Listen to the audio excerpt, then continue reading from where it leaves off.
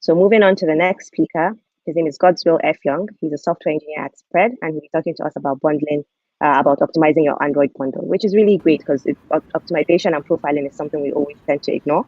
I think he'll be coming up real soon. Yeah. Hello, everybody. Good morning. My name is Godswill Okokon. I lead a small team at Spread Crew.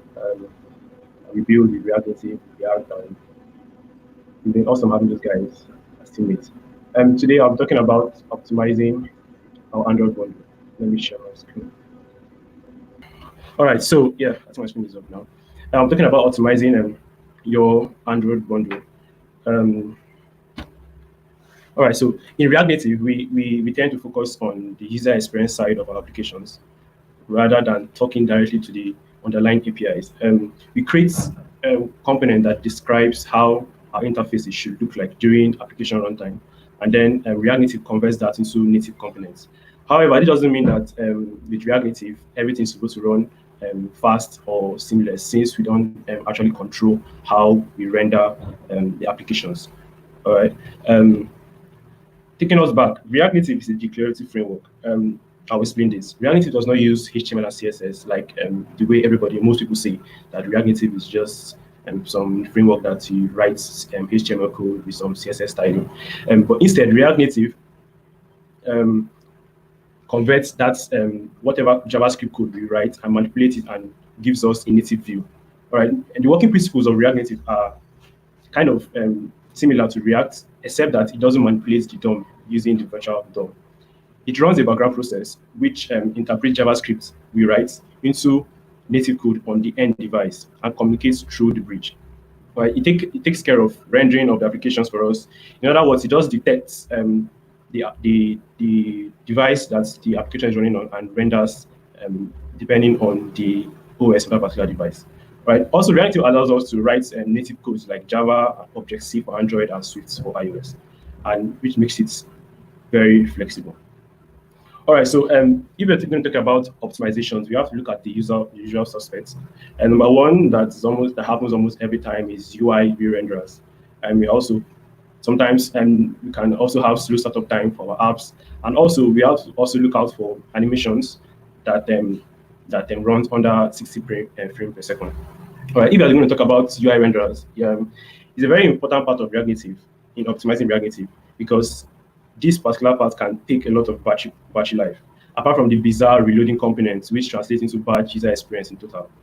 The mobile is extremely competitive. The mobile space is really competitive, and lots of applications have been designed that most of them do similar things, and most of the times the only way you can win users on your app is your user experience, your application speed, and your startup time. We are going to look deeper into UI renderers. All right, the rule here is simple. All right, by default, a component can be rendered if the parent re-renders or it props changes. All right, so a component will only re-render when that particular component's props changes or the parent's props re-renders, which means that your component's render method can sometimes run even if their props didn't change. All right, so you can have like a child component that's nothing changes in the child component, but because there was a change in the parent's component, it causes the child component to re-render, and this is an acceptable trade-off in most scenarios in React. Yes, what I'm trying to say is that how and when we print items or data on the screen is purely React Native responsibility, and it lies in the JavaScript code. React looks out for changes you have done in the component and compares them and renders them by design. One tip I would say is that we do not optimize in advance, because there's a reason for that. Some devs have the habit of fixing bugs, optimizing bottlenecks or UI flickers for later. So you notice a bug in your app, and instead of you solving the bug at the time, you'd be like, I'm going to do this later, or let me just get this feature to work. This is a very bad habit because it could really be expensive. You should never perform any premature optimizations. Also, doing so might also give you a counter positive effect. Right? Sometimes from the hello world of your app, you are like, let me optimize this app from the start. Right? In essence, there is no point solving a problem that doesn't exist. So when you create your hello world, you don't have so much problems to solve. And then you spending time optimizing the app might be almost time wasting. All right, so it's better to optimize your app as you build new components, new screens, or new features. Or if you notice any UI re-rendering, or you notice a drop in frame per second, try looking into this problem as soon as you notice them. All right, so you don't optimize before time, and you don't optimize behind time. You optimize as you go. Another tip I'm going to give out is we're going to talk about using specialized components. So I'll advise that you use if you're thinking optimization, if you're thinking speed, if you're thinking user experience, I will say you use as many specialized components as possible. If you're not using specialized components, you are opting out from performance improvements and risking degraded user experience when your applications enters production. All right, it is worth noting. It is worth noting when certain issues remain unnoticed when the application is developed, because mock data doesn't reflect the size of production database. Right, specialized components are comprehensive and have broader APIs to cover vast majority of mobile scenarios. All right, so I'm going to explain this. One of example of the specialized components is flat list. All right, when you're building, when you're in the development stage, the data you use in testing normally is not vast. All right, so you might have maybe a list of 4 items, a list of 20 items, but when you hit production, that list is going to go from 10 to 50 to 500 to 2,000 to millions of items. And at that point, you can't really control it, because when you were building using 5 items to test this. Meanwhile, now your list is hitting about 1,000 items, and you have to render that all at once. So it may be a real pain, if you don't use specialized components. Especially, let's talk about flat list for a while. All right, so I'll say we always use flat list for all your lists. All right, flat list is a performance interface for rendering list items, and it supports handy features. All right, it's not just use flat list because you don't know what's going on. All right, flat list supports full cross-platform. So you can't say flat list only work on iOS or it doesn't work on Android. It works everywhere. It supports horizontal and vertical moves. So if you have a list that has to be vertical or horizontal, flat list is there to help you out. Support header supports. If you need a list in your header, you need a list in your footer. It also has the option for pull to refresh. Right, so you might have a list. For example, you might have a chart. Or you might have whatever list you have, and you need like a pull to refresh to update from what's is in the database. It has scroll loading. You can scroll to a particular index. It has so much features, and I don't know why anybody should not use flat list for list.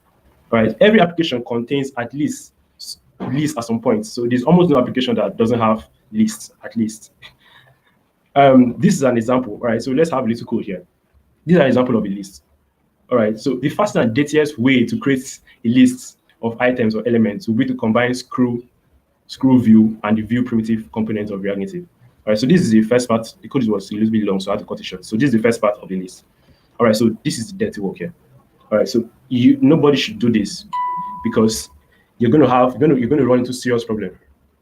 However, this is quick and it works, but dealing with large data sets, infinite scroll, and memory management will be a real problem if you're not using flat list here. So you can't just use scroll view and view to display n number of items. Now let's look at flat list. Now this is what flat list does. All right. So the difference is significant. All right. You may not notice it when you're building, but the difference is really significant in production. All right. If you have example 500 list items on scroll view, definitely that view you'll be noticing some junkies, you'll be noticing some hanging. You'll be wondering what is happening. It was working in development. What's happening in production? It's because scroll view cannot handle large data sets, and flat list is your plug for the large data set anytime. At the end of the day, flat list uses scroll view and view components as well. So I don't see why you should just use scroll view and view when you could just use flat list. Well, the key lies in the logic that abstracts away in flat list components. It contains a lot of things, and I'm going to explain that. Advanced JavaScript calculations to reduce amount of excess rendering is being taken care of with flat list. All right. So, and it makes sure that everything is done under 60 frames per second. That's flat list for you. So it's really bad. It's really bad coding to have a list and you're rendering that list with scroll view and view, because you're going to run into serious problems in the future. All right. Another thing I'm going to talk about is external libraries. You don't need a third-party library for everything. And even if you do, you really want to know how the library was built. JavaScript development environment ecosystem is a really awesome environment where a lot of things are being done. All right, so you have a lot of packages, you have a lot of, for example, you have a lot of frameworks, you have a lot of libraries I could use. But because that library works in JavaScript, of course it works in React, doesn't mean it's compatible for React Native. All right, so I would advise that if you're picking libraries, you make sure that you pick libraries that you consider the size of the library. You might want to check the code and see how the code is being written and know that this is quite optimal for your app that you're installing it with. I'll explain why we need to check very well. Keep a close eye on external libraries down the line. All right, so when picking a library to use in our project, we often research if we have to research if these libraries are actually healthy. All right, the first thing we normally check is GitHub stars, numbers of issues, numbers of contributors, numbers of PRs, But sometimes you forget to see how the code is written and how large these libraries are. All right, although you may not be able to do that with just scrolling through, you might want to like open the code, check what is done. Sometimes check the numbers of issues and see regular issues that people have, and you prepare yourself if you want to do that. And then if you check out the code and you see that this code can be easily done by you, why don't you just build your own components and have this dead library not installed on your application? All right, so when you install packages using npm on yarn, all right, so everything is put into the project, and that code, so no matter the size, let's say you have one ugly library that has the size of 2 MB, and then 2 MB is a lot of size, a lot of memory, and then you install that library into your application. That size will also be in your production. So let's say, for example, you're installing a library that will help you calculate or convert a figure to currency, and you want the currency to be shown in Naira. And then you go install a particular library that has some large size, and then just to convert numbers to currency. And then you go into production, you're wondering, and you'll be busy reducing lines of code and taking out things, not knowing that your libraries are actually large and causing your app to be large as well. React Native is a fast growing community and has numbers of features. All right. So last year, or rather this morning, because I also checked to confirm, React Native core has about 20,000 commits, and the numbers are increasing every day. This is outside the smaller projects which was taken during the React Native Slim core period. We have other packages and other components, and a total sum of about 9,000 commits. So that tells us that the React Native community is really active, super active, and they are building and improving the framework almost every day. I would advise that keeping your application up to speed with frameworks like React Native is really crucial, because this way you subscribe to the latest features, improvements, and performance improvements and security fixes. The JavaScript ecosystem is particularly interested in this aspect as it moves really quickly. All right, so they always want to update performance. We always want to update security patches. We always want to make the framework better. If you do not update your app regularly, chances that your code will end up being far behind the upgrading range, or will be too painful and risky to upgrade. React Native is one of the libraries that is growing very rapidly, and every developer from around the world introduce new features and crucial bug fixes and security patches. On average, every release includes about 500 commits. And now, to get our app up to speed, we have a tool created by the React Native community called React Native Upgrade Helper. And it's always a good place to start, because with React Native Upgrade Helper, you can easily upgrade, including your native part of your application, into the current and latest version of React Native. All right. Now, talking about having latest versions of our React Native in our applications, Hermes is one of the new things that's not so new, but it's still new to some people. It's still new, actually. Hermes is one of the things that has blown a lot of people's mind in the React Native system. On the 11th, to be precise, 11th of July 2019, at the Change React event, Hermes was introduced for the first time. And before this time, it was already internally used by Facebook before it went open source. And the reason why this was created was the React Native team at Facebook analyzed performance data and noticed that JavaScript engine itself was a significant factor in startup time and download size. All right, so a lot of research was carried on, and we found out that there was a lot of bugs with the JavaScript, not bugs actually, a lot of drawbacks, drawbacks in the regular engine that was used for the old versions of React Native.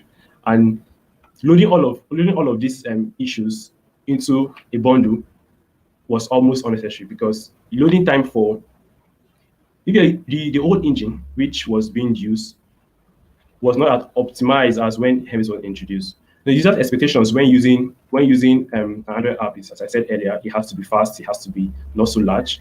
So that is one of the reasons why this was designed. So Hemis is designed to improve app performance, focusing on React Native app, even with the mass market hunger for more optimal apps in the system with little size and higher, lower startup time. All right, so this is an example of an effect of Hemis with the Android bundle. All right, so I don't know if you guys see my slide. Okay, yeah. This is an after effect of a Hemis, after effect of Hemis on an app. All right, so the app had, I don't know if you guys have seen the whole guys catching. Okay, yeah. So you can see that React Native, for the startup time, it was reduced by 1.0 seconds. This was a research I carried out actually. And then the APK size was reduced by 9 MB. And then the memory size of the app was reduced by 18, almost 19 MB. Right, the main architecture of Facebook focus with Hemis are adapting a garbage collection for mobile constraints, ditching the JIT, just-in-time compiler, and recompiling the JavaScript code. Now, adapting the garbage collector came with many reasons. Hemis adapting garbage collection is to reduce the overall virtual memory consumption by a particular app. All right. So in older phones or older OS, Android OS, when the app is too large or the app requires a lot of memory, the app will you will notice that the app will be crashing, or it will have a very slow startup time. This experiment is not so effective in newer phones, but if you test it with older devices, you notice the serious issues with these kind of problems. All right, so that's one of the things that was introduced in Hemis. And then why the JIT, just-in-time compiler, ditching just-in-time compiler was helpful, because just-in-time compiler warm up the application. All right, so and then this.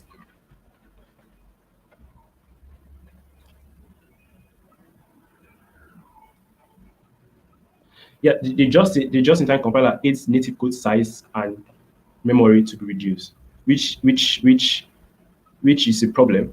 All right, so the older versions of React Native, where we have to rely on just JIT compiler. All right, this had effect on the APK size and the memory. And then ditching and taking this out with Hemis reduce the size of APKs and memory storage drastically. Now, recompiling JavaScript code into bytecode helps a lot, because parsing and compilation directly reduce time spent on any task at runtime. All right, so during runtime, a lot of tasks have been carried out, and then with recompiling the JavaScript code into bytecode helps in reducing that startup time. And since recompilation phase has relaxed time constraints, bytecode generated is usually smaller and more effective. The Hemis bytecode can be mapped into memory without requiring to read the whole file in advance, which brings a huge improvement with slow flash memories and reduces the chances of app being killed by the OS due to excess memory usage, which was an issue before now. All right, so with those few things about Hemis, a lot of people ask why Hemis is not on iOS, or if Hemis is on iOS. But as of date, Hemis does not support iOS, and this is because Apple is being forced to use only the JavaScript core and not the V8 engine. All right, so JavaScript core is optimizing virtual machine that is inbuilt engine for WebKit. WebKit is a browser engine used in Safari browser and also used in other iOS browser. All right, this was built with by Apple using C++, and it runs on macOS, iOS, and Linux. All right, so the reason explaining this point is that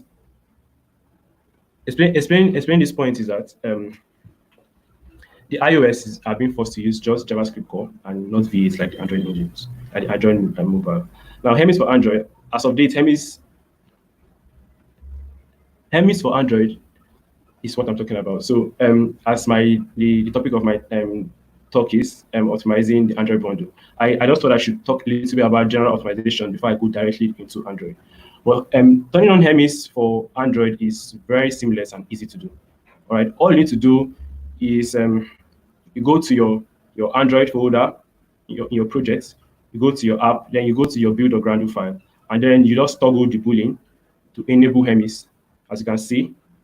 And then after you do this, you clear Gradle, and then you rebuild your app. So, and then when you rebuild your app, you won't see the full effect of Hermes when your app is still in development. So I'll advise you release your app. And then you will see the drastic improvements, just like this chart showed. All right, so you can only see this when you have released the app bundle, not when it's in development. When development is also reduced, but not as much as this. All right, so that's that. Thank you very much for having me talk to you guys today. My name is Godswill Okokon, and you can follow me on Twitter, Medium, or Dev2. I'm also a contributor for React Native Nigeria, and you could check our blog out and tell us if you like what we do. Thank you very much.